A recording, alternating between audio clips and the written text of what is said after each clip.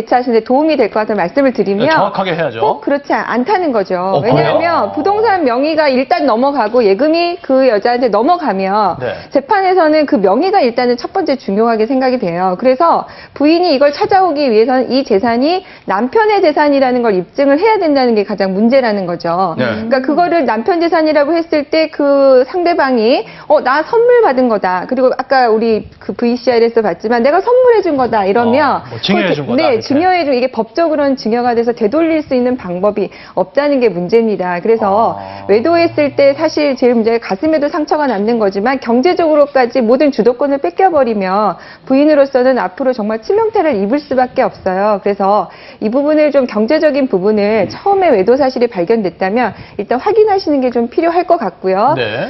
이럴 경우에 지금 여자한테 일단 넘어가서 남편이 그 부분에 대해서 선물을 했다고 하게 되면은 예를 들어서 이런 경우가 발생할 수 있어요. 그 여자를 나중에 조회를 봤더니 소득이 하나도 없다.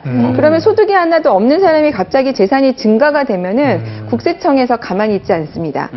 소득을 자금 출처를 밝히라고 네. 나올 것이고요. 그렇게 되면 그 여자가 증여세를 물어야 되는 상황이 나타날 수 있어요.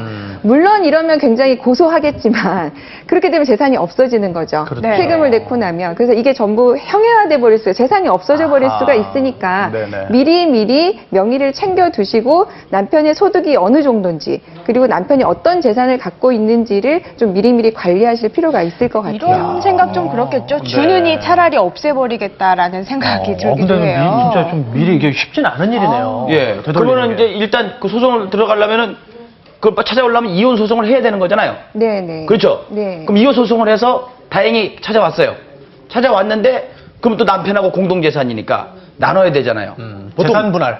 5대5가 되기 힘들다면서요. 보통 몇 대 몇 정도가 되나요? 일단은 이제 재산을 찾아오기 위해서는 아까 말씀드린 것처럼 남편의 재산이라는 걸 입증을 해야 돼요. 그러면 재산이 이동된 시점이 VCR의 남편처럼 그러니까 긴 기간 동안 지속적으로 계속해서 재산이 조금씩 이전이 됐다 그러면 사실은 굉장히 입증하기 힘듭니다. 그런데 이혼 즈음에 갑자기 재산이 일부 네. 넘어갔다. 그런데 그게 다행히 그러니까 예금 계좌로 나타나는 거예요. 남편 계좌에서 그쪽 계좌로 돈이 빠져나갔다. 이럴 경우에는 재산 분할로 우리가 확보를 할 수가 있고요.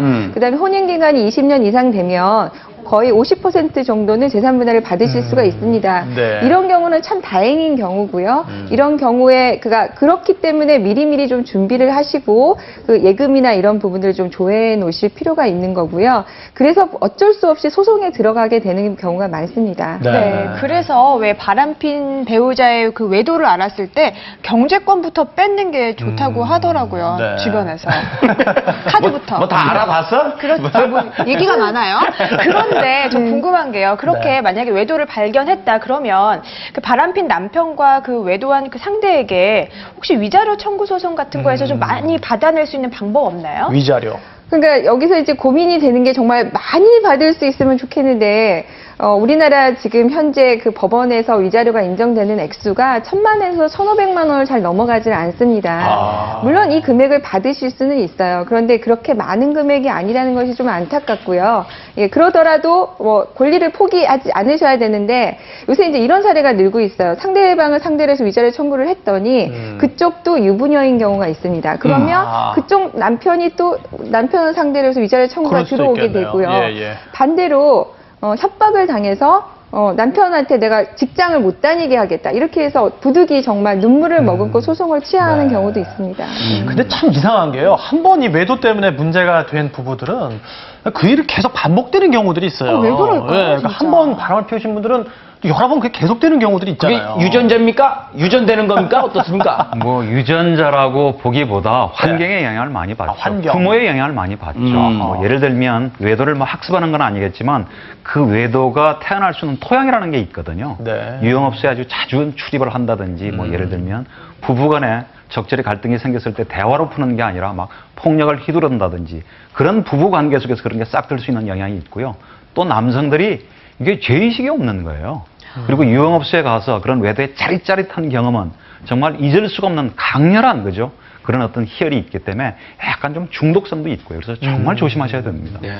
근데 아까 그 화면에 보면은 그 침대에서 옆에 놔두고 다른 여자랑 통화를 하는데 그냥 에휴씨 하면서 참았단 말이죠. 이건 부인의 잘못도 있는 것 같아요. 따끔하게 얘기를 하면 말이죠. 예, 예. 저렇게 가만히 놔두니까 부처님처럼